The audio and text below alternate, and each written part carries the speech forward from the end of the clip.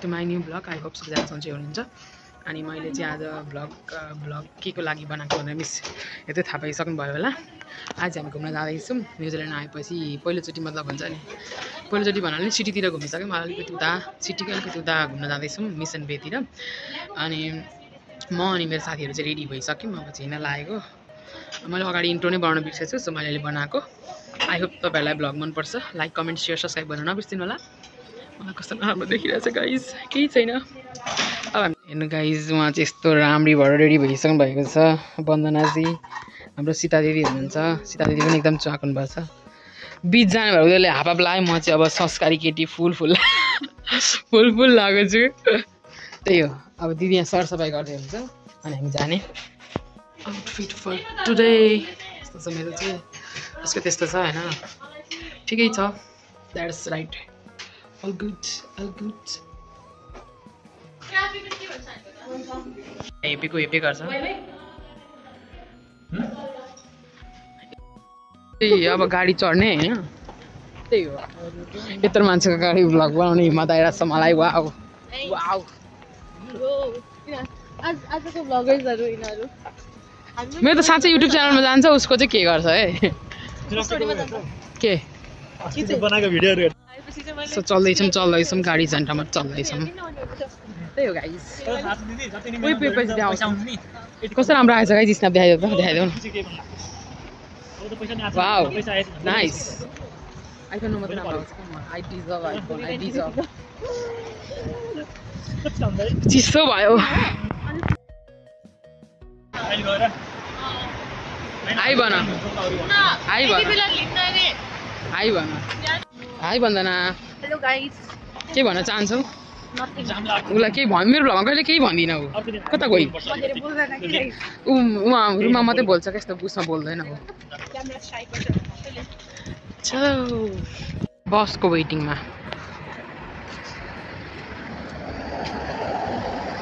Video बिगाडिदिए। बस कतिखेर आउँछ थाहा छैन, भनेपछि लगभग $10 त सकिने नै रहेछ। चैत चैत बस आएन साथीहरू, आएन। All are busy. यता म्याउ म्याउ चल्दैछ, यता स्न्याप म्याउ म्याउ चल्दैछ, उतापट्टि खै के चल्दैछ। Tap tap.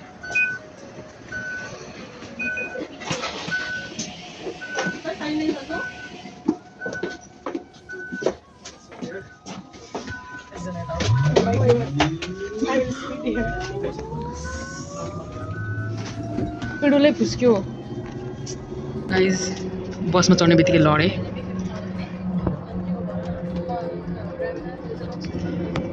By by guys.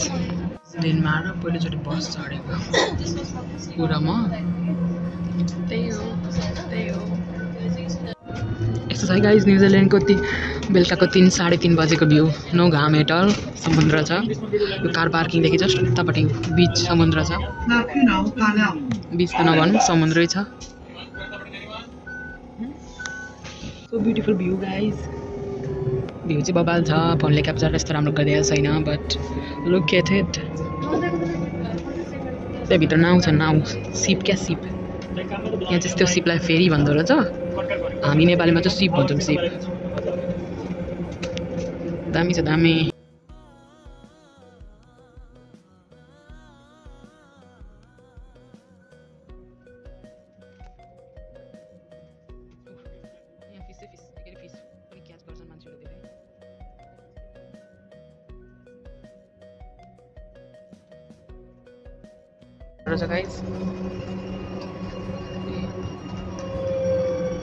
त्यस्तै हो त्यस्तै हो। यतै हेरौँ हामी चाहिँ, जता हाम्रो साइड हो त्यतै हेर्नुपर्छ। अनि एक दिन ऊ त सिपमा चढेर फुर्रै सब रोटेर जान्छ।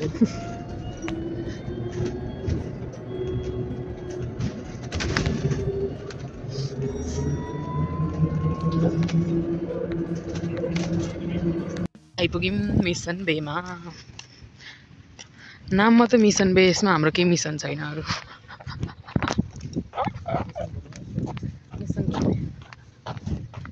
यस्तो चिसो छ यहाँ, आम्मामा। भन्दैन एक डुब्की मारेर आउँछौ। मारेर आऊ जहिले बिल उडाउनु भयो के हुन्थेन के सोचे थिए जिन्दगीमा यस्तै रहेछ त्यही गाइस चिसो यसको किनारमा जाऊँ चिसो चिसो छ बन्दाकोपी how are feeling I'm feeling so much happy. उसको चाहिँ रहर थियो पुरा डेन्जर पुरा हो भयो यस्तै गाइस यस्तै हो के भन्नु र यस्तो छ हिँड्न नि अप्ठ्यारो छ यहाँ त वाउ पानीको छाल क्या मजाले आउँदैछ जी जी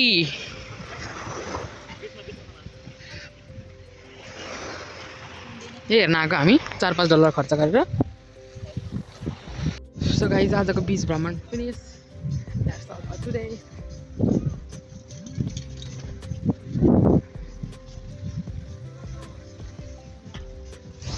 यहाँ चाहिँ गार्डन पनि रहेछ कस्तो जाडो भयो राम उता फाउन्टेसन पनि छ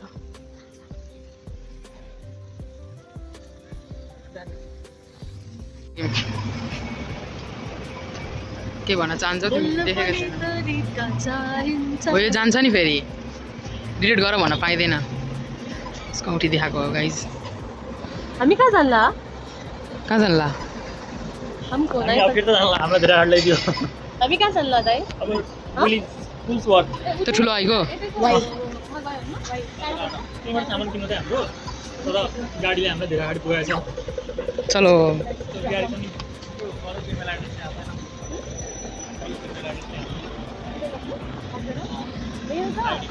स्पेसल रहेछ मेट्रोमा सुत्द तिमी जस्तै मोटो भएको छ ट्रक पाप लाग्छ कि पाप पराउँछ पनि थाहा छैन लेट्स सी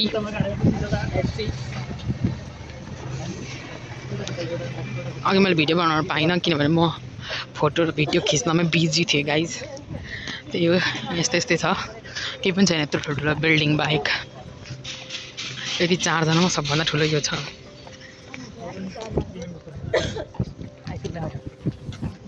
मेरो चस्मा होला त्यो टाउकोमा कसको त्यो मेरै हो कस्तो देखेछ अरे कोही झन्डै ठोक्यो मलाई स्वाद छ उहिले मान्छे राम्रो पानी को दो भन्दा तिमी र हो त्यो त हो म त होइन अस्ति मैले भिडियो बनाएको यहीँ हो या मैले भिडियो बनाएको ठाउँ पनि आइपुगेको छ होइन अलि लामो थियो त्यो त ऊ त अर्को रोड चाहिँ हो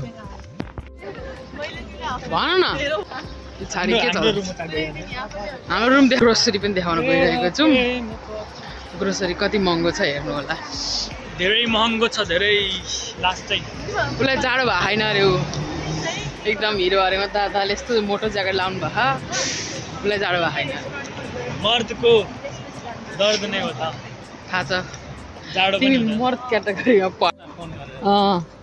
ए तै होस् यो चाहिँ यस्तै छ विदेश तपाईँ विदेश आउनु चाहनुहुन्छ नआउनु यो ठुलो बिल्डिङ हेर्न आउने भने मात्रै आउनु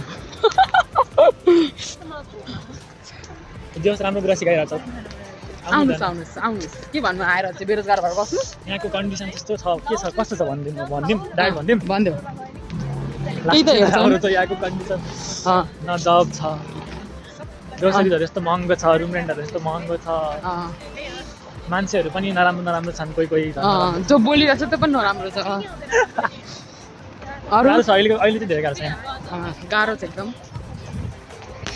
यहाँ आएर धेरै कमाउँछु भनेर उतो पनि नगर्नु होला इमेजिन पनि नगर्नु होला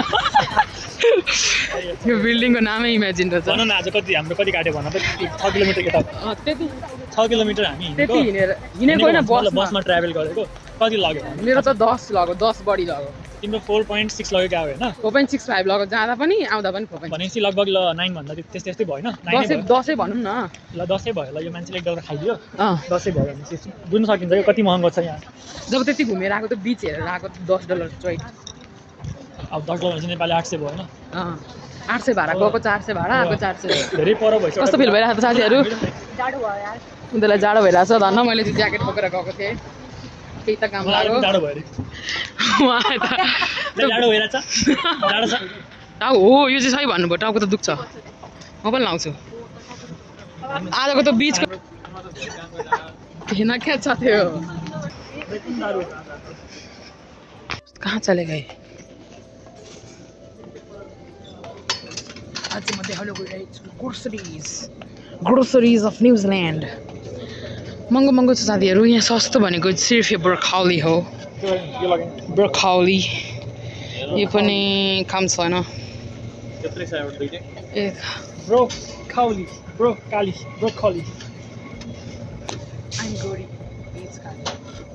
She's too much gory. उसको त पुल हो हिम्मत के छ किवी रहेछ त हाम्रो घरभरि छ यो त्यसले टिपेर ल्याएको फुलकोपी पनि महँगो छ नि आम्मा यो चाहिँ के हो यो चाहिँ के हो रोन्दाई ओ रोन्दाई व्हाट इज दिस यो थाहा छैन गाइज मैले नेपालमा नि खाएको छैन यो चाहिँ खाएको थियो त महँगो रहेछ $3 रे $3 भएको 240 Coca Cola Pepsi Cola Coke बहुत महंगा छ इधर $4 छ क्यान का यो आउला है आउला ब्रो आउ के कट हुँदैन रुम निकाला होला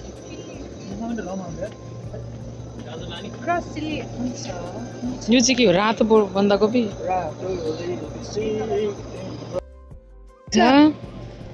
I love you. ए $5 को छ गाइस धन्यवाद अहिले staff thank you very much यो लगेर रोपो भने नि उम्रिन्छ पो त साथी अहिले म स्टाफले यो गाइज यो तर मैले यो के हो यो अझै पत्ता लाग्दैन कि तपाईँहरूलाई थाहा छ भने यसको नाम भनिदिनु होला कमेन्ट सेक्सनमा म तपाईँहरूलाई एउटा प्राइज दिनेछु यसको नाम थाहा पाए प्याजको पत्ता यत्रो मोटो हुन्छ प्याजको पत्ता हुँदैन नि के हुन्छ हौ साथीहरू भुन्टे काउली पक्कै प्याजकै पत्ता हो कि क्या हो त्यो कस्तो मिठो मिठो रहेछ साग पनि दिदी के भन्न चाहनुहुन्छ ग्रोसरीको बारेमा बहुत महँगो छ जति खानु छ नेपालमै खानुस् यहाँ चाहिँ कम खान सिक्नुस् यो एउटा भुके बिस्कुटको प्याकेटलाई $7 रे उहाँ जम्मा 50 कि 30 रुपियाँमा आउँछ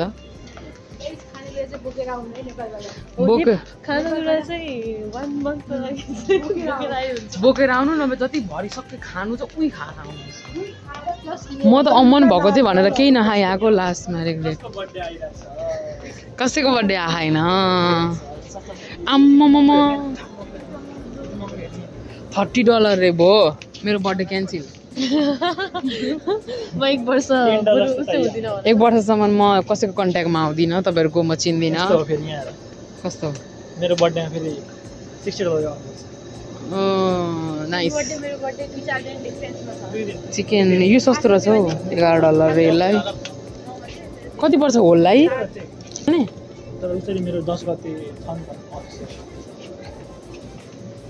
सब चिकन छ चिकन मेरो चाहिँ नबनाऊ है म त चाहिँदैन मिठो मिठो पकाउ ए पैसा खर्च हुन्छ भनेर मिठो मिठो पकाउ ल पैसा खर्च तब तक मैंने जब पाया प्योर म त छैन त यार तिमी बाउनु तिम्रो घोटाला बाउनु तिमी घोटाला बाउनु त्यसो भए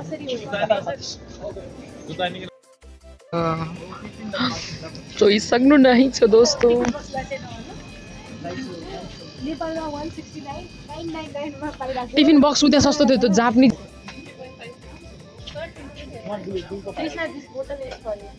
त्यति सानोमा पानी नै रुच्दैन टिफिन बक्स यो ठिक हुन्छ गाइस यता रामेन पनि महँगो छ 6.29 रे यो रामेन होइन सो जति खानु छ जति ल्याउनु छ वहीँबाट ल्याउनु होला तपाईलाई आग्रह गर्दछु पास्ता सस मलाई कस्तो डेन्जर भोक लागेछ मलाई पनि यो पास्ता कसरी छ यो कस्तो पास्ता हो यो ओ माय गॉड यो मिठो हुन्छ हौ यहाँ त अलि छड्केवाला तर महँगो धेरै मच महँगो के लिएको एउटा दिपकको एउटा मैले के हो बिस्किट $1 मा खोइ कहाँ छ अर्को एउटा फ्लेभर छ स्ट्रबेरी तिमी त्यो लगा एउटा बिस्कुट बोकिम कहाँ गयो हाम्रो उयो खोइ आगे पाओगी ना सरी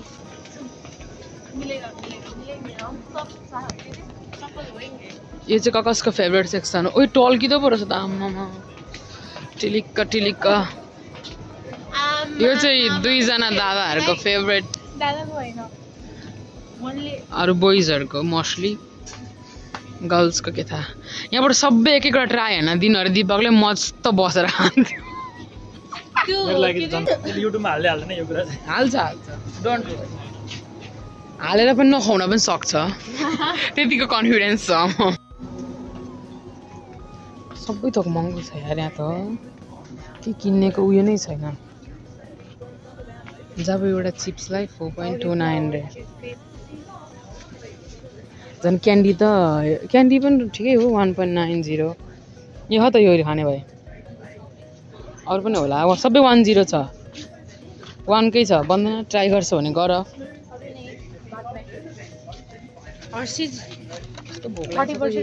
सेक्सनमा आएर त मलाई भोक लाग्यो गाइज। कर्नफ्लेक्स पनि बहुत महँगो छ। इट्स भेरी भइसक्यो। हामी चाहिँ रुमतिर फर्किँदैछौँ हाम्रो ग्रोसरी सकेर। ए देखेर नि जा रुममा जाँदैछौँ। रात परिसक्यो लगभग। भोक पनि डेन्जर लागेको छ। त्यही हो। See you guys in room.